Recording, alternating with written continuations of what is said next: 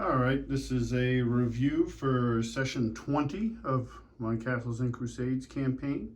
We've had about a month of game time pass with the last sessions that have been going on, so they're about at midwinter. And this started off, for this session, I had two of my players. I had my son who plays Lork, the half-orc ranger, and my buddy Dave who plays Barry, the wizard. And this session started off with Lork returning from his adventures south outside the town of Darrowvale. He's returning to Arden, and the first thing he wants to do is go see his friend Barry and talk to him about the letter he found in the tower that they were exploring. If you didn't watch the last episode, last session recap, we talked about this. They were exploring an old wizard tower, and he found a letter that mentioned who believes Barry specifically, and he doesn't know Barry's backstory. My son doesn't know it, and nor does his player. He just knows that Barry's lived in Arden for a while and they've been friends, but he doesn't talk a lot about like his time before he came to Arden. So he goes to Sion McMurrow's tower, which is Barry's mentor, meets Barry, and they talk about his past. He shows him the letter, and Barry tells him, you know, hey, yeah, I was apprenticed to this other wizard. He kind of betrayed me, left me high and dry in Darrowvale because he was up to no good. Come to find out, he was possibly maybe a necromancer or something that effect. He had run afoul of the local authorities there and been run out of town, left Barry behind. In the note that they found, there was like an old journal entry. He actually, his mentor is a guy named Agravain Del Rey. And he had actually, in his journal, talked about how Barry had a lot of potential, but he wasted it on foolishness, which was true, and that he was going to probably just sacrifice him to Moloch, who he was a follower of. So they talk about that, disclose all that, then, which is kind of traditional for these two. They head off to Scrandon Hall for a night of drinking and telling more stories. They go there, they meet up with Tula, the gnome bard, and they recount their tales with her, which she's super enthused about. Writes them all down to make into future ballads and tales that she can tell.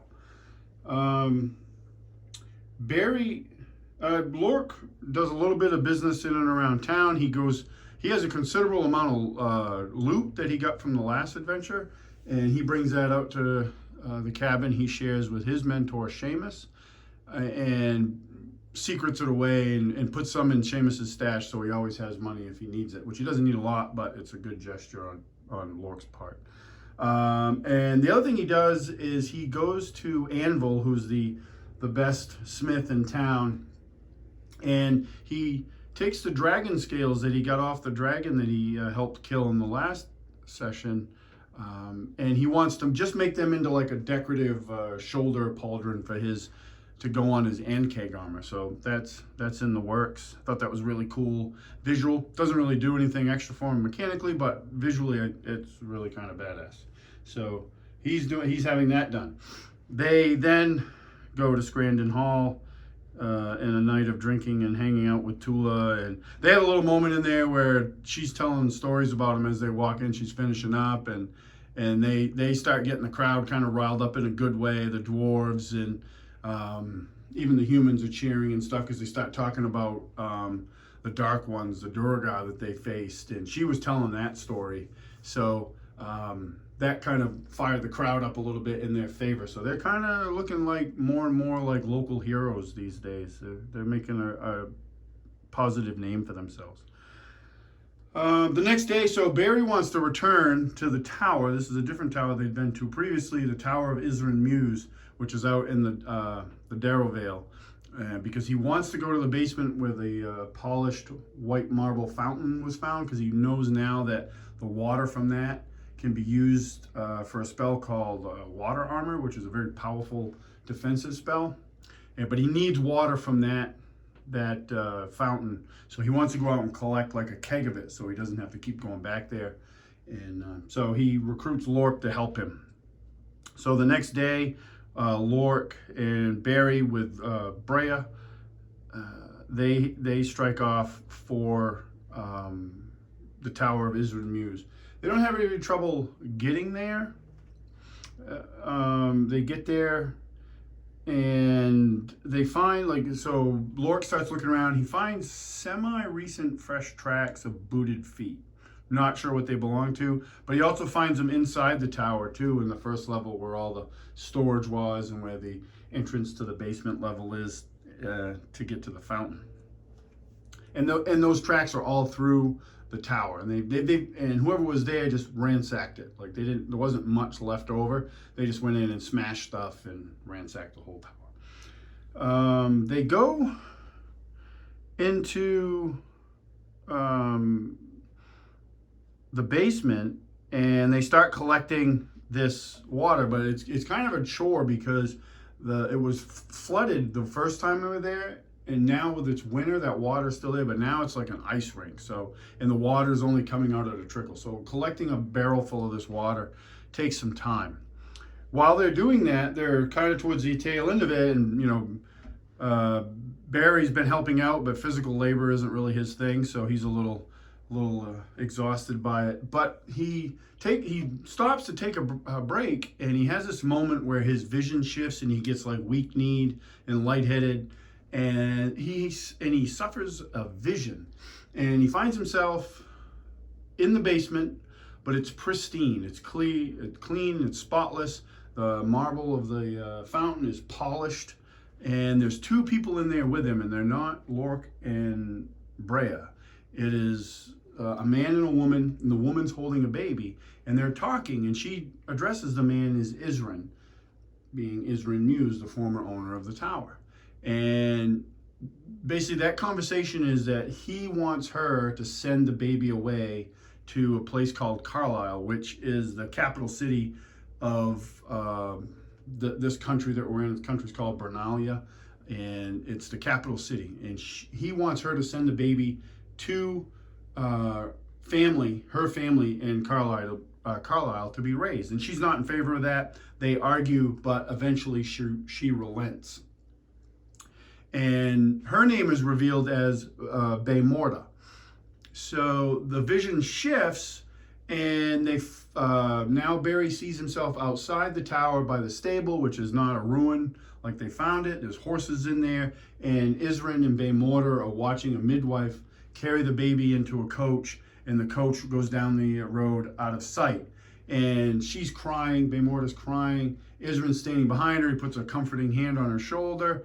And she takes it and she's squeezing it, but his face is totally different than his actions. He has this like menacing gleam in his eye, and a slight smile creeps on his face.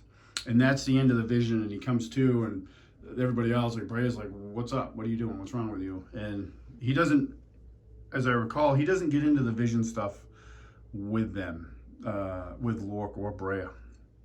So by this time, it's late. It's winter time, so like here it's like dark at 4:30, and so it's dark. So they're like, "Well, we don't want to travel through the Darrowvale in the night. We'll camp here," and they plan to camp on the first level of the tower. Well, what I tell them is Lork is able to see about a quarter mile away, and he sees torchlight, which stands out pretty well. So he's like, "Well, he's going to go check that out." And initially he leaves by himself, which I was fine. Like if that's what they want to do, that's what they're going to do. Lork is the party scout. So like he often, when they're exploring, he ranges ahead because he can move really silently. And if he's with the others, they tend not to. And, he's much better by himself, or he's capable by himself, I should say. So if that's how they the players wanted to play it, I'm fine with that. I did have a moment where Brea was like, because she's also a ranger, and so Lork had struck off, and then she kind of looked at Barry and was like, "Should we really let him go?" That was probably a little bit of a prompt for me that maybe Barry should go too. But if he'd have said no, like that would have been in Barry's character, and Brea as his henchwoman, I mean, she would have had to follow along with that. I mean, that's what she gets paid for.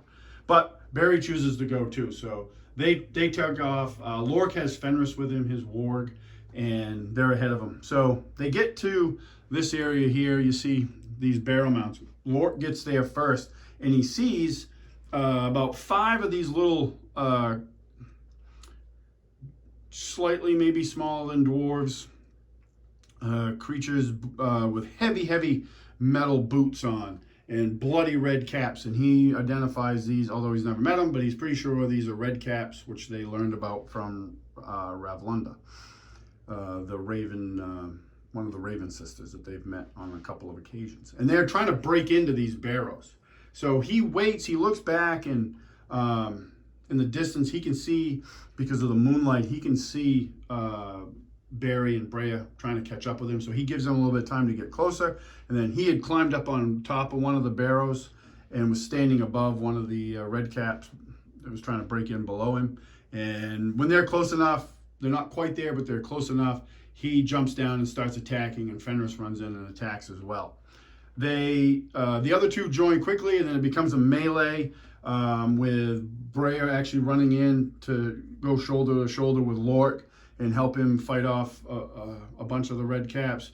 Fenris is gnawing on one of them on his own, and Barry's launching magical attacks for support, and he even casts for the first time summon, I'm not sure the exact name, it's basically a small fire elemental, which springs up from one of the red caps' torches that had been dropped. They get through this encounter. They may have taken a few wounds here and there, but it's not too serious. After that, after the red caps are finished, they're like, well, there's a reason they must have been trying to get into these old barrows, so let's check them out. So they end up going into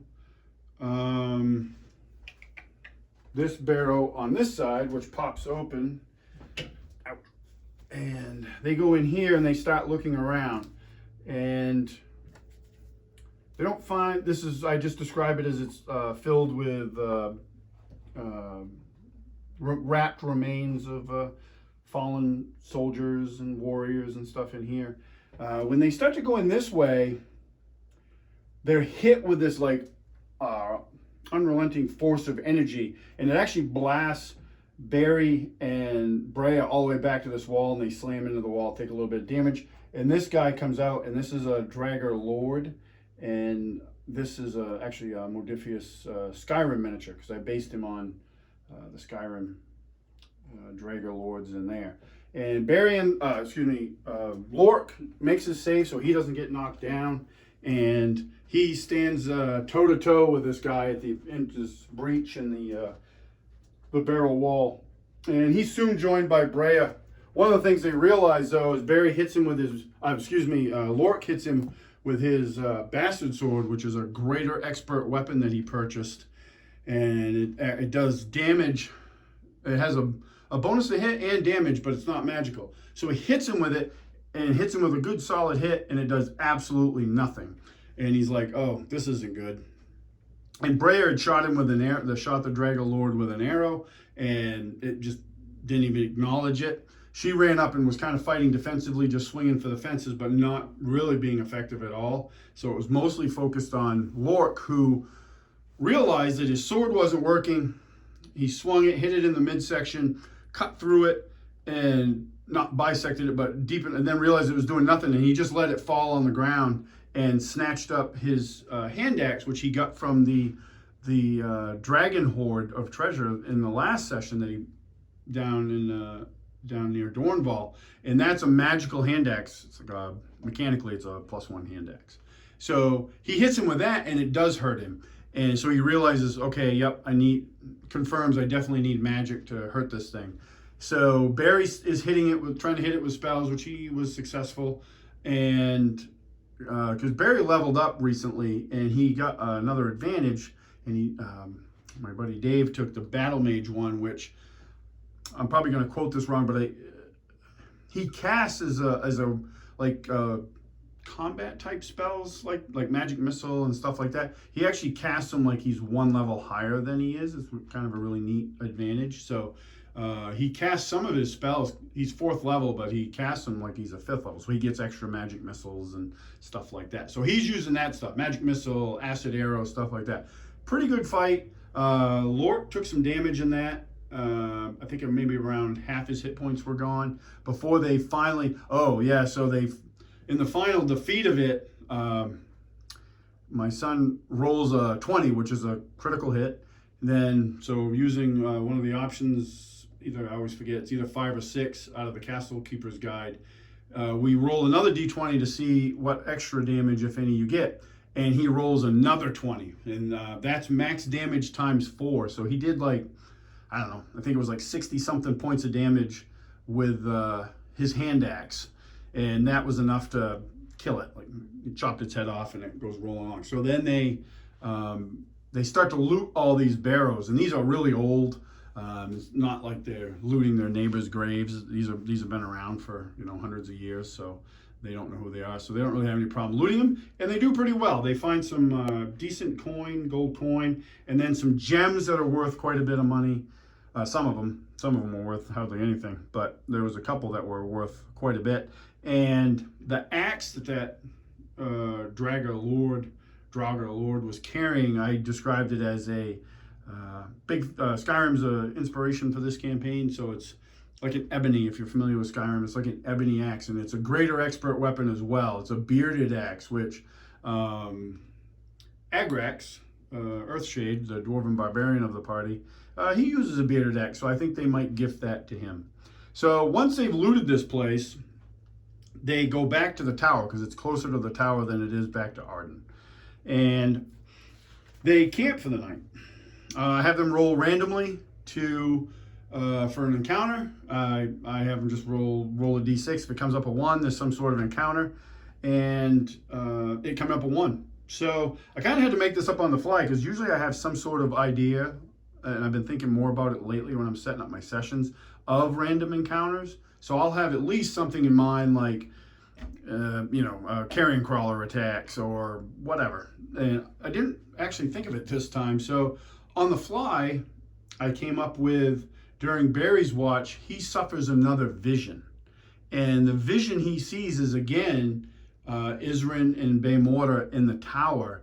And Izren is packing up his belongings, and he's talking to Baymortar about how she has to stand fast and remain a guardian of the tower, and that once he's ready, he will come for her. And she has this little bit of naiveness to her, it seems, and she's believing that and like just trying to get reassurance that he's actually going to come. And he is like, yep.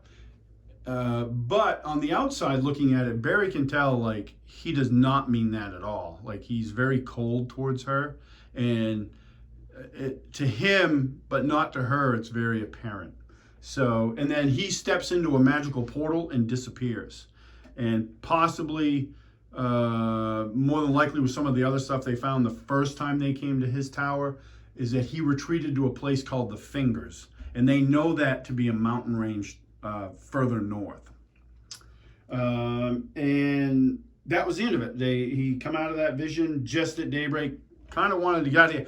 And in fact, one of the things he does is once his watch is over and people are getting up and about and getting ready to move out, he starts looking around more. And this, again, was all on the fly. The player kind of went in a direction I hadn't really planned for, but I wanted to make a little bit of something of it. So searching around, he looks and he finds in an old chest, he finds like a little stuffed doll. Not a baby-looking doll, those creepy things. It's just like a stuffed kid's doll, like something you'd give an infant or, a small child.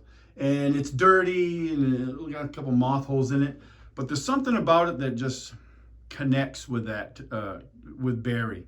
And he takes it down to the fountain and uses a damp cloth and cleans it up and keeps it. Doesn't show it to anybody, but keeps it. And when they return to Arden, which they do, he keeps it with him. Like, he actually doesn't feel like he wants to be parted with it. Like, there is a connection to it, and he's not sure what it is, but it just maybe adds comfort. I'll leave that up to my buddy Dave to flesh out, but he and I can do that together. But he does feel a connection and does not want to part with it. One of the other things that I've forgotten about the red caps is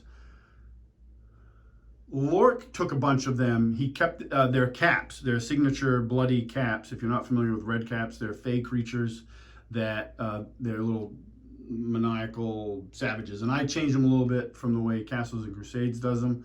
I've always looked at them as they're smaller humanoids, and Castle Crusades are actually like larger, but I'm not using them that way. So Lork kept a bunch of those caps, and Barry did. And what Barry did was he shredded them into like strips, like ribbons, and he's mounted them, attached them to his staff, which he has a magical light that he has had fabricated and also attached to it. And he was inspired by Lork adding the dragon scale pauldron to his armor. He thought that was really cool. He's like, oh, I should have maybe like trophies and stuff like that, which trophies kind of fit this setting pretty well. And so they do that during the night before they turn in. When they return to Arden, Lork actually goes out into the Homewood Forest and finds a very large, the largest oak tree he can find, and he lays the caps he collected out as a. He didn't. My son didn't really get into it, but I assumed it was like some sort of tribute or homage to maybe Ravlunda, the Ravens, one of the Raven sisters that they had met and told them about the red caps coming to their realm. So I think that's why he did it. That might be something he and I could pursue at another time. But that's the way I took it. And that was the end of the session. It was a real good session. We played for a few hours.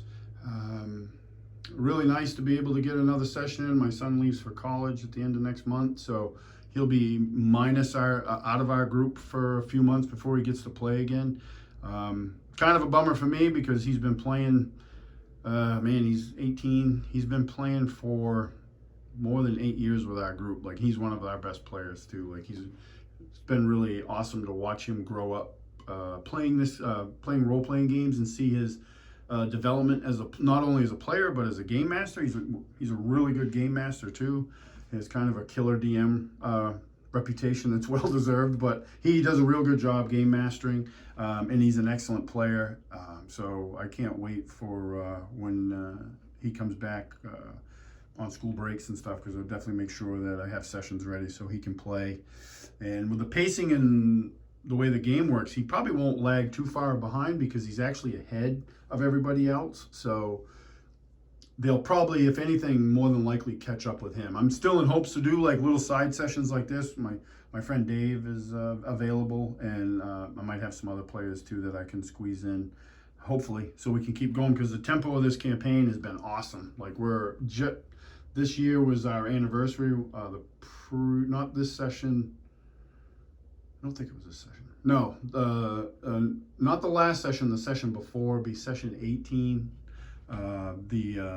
When they went to Dornaroth, the Underdark and stuff. That was our literal 1 year anniversary, and this is our 20th session. So that's pretty awesome for this group, because my 7-year campaign that I ran for 5th edition, I think we had 30 something sessions total, and that all came down to scheduling, and that's why that campaign took as long as it did to complete. Was just, this is a different style campaign. That style, like, I was trying to get everybody there every month for a session, and it just didn't happen because we have a very large group from 7 to 8 players. So with this campaign, like I've said before, I switched to a West Marches style campaign. That's been phenomenal for keeping a good gaming tempo. Like, we've been playing on average a couple times a month. You know, some might be a bigger group, some might be smaller groups, but if I get a couple people, or even like if one person really wanted to play, I would come up with something for them we'd come up with something their character to do, because I'm really enjoying the tempo of this. And the West Marches is nice because I don't have to worry about, it's not so much character focus, although I do plan to do character focused things like arcs and stuff, because I do enjoy those. There will be some of that at some point, but this has been more of like the environment, and like they're just getting involved in different things, and they get to pick and choose what they want to be involved in, and it's easier for me to prep, and it's easier to get games in. Like I said, we've had 20 in a year, which is a lot for us, so I'm really happy with that style. So if you have a game group and you're having scheduling issues, which most of us do, if you run games for more than 5 minutes, you realize scheduling is probably one of the biggest frustrations as a game master. Look at the West Marches style, and if you have any questions about it, be happy to answer any of those. I've run not only this campaign, but at my local game store, I've helped run a couple West Marches campaigns. So I'm not an expert, but I've done it. So if you're looking to maybe do something that frees up your scheduling a lot, that I recommend going West Marches style. And if you have any questions, just please feel free to ask him. I'd be happy to, help out as best I can. And thanks for watching.